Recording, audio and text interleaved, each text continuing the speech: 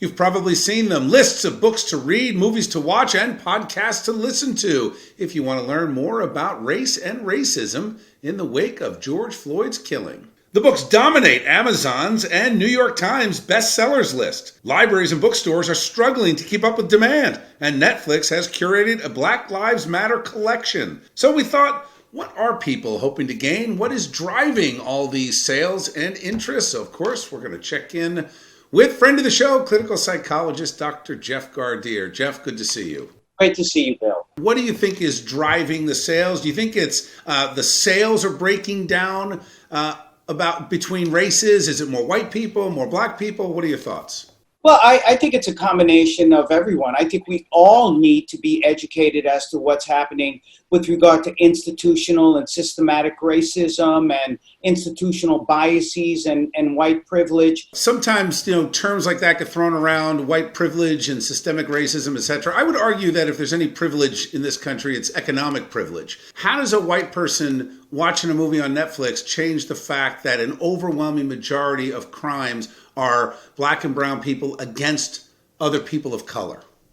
Well, because I believe that when you have that empathy to understand what is going on with regard to institutional racism, and therefore you become an ally, which is what we see many white people want to do, an ally in changing the system, then I think you will certainly see those numbers start to lessen with regard to crime on black and brown people, because we will have more equity.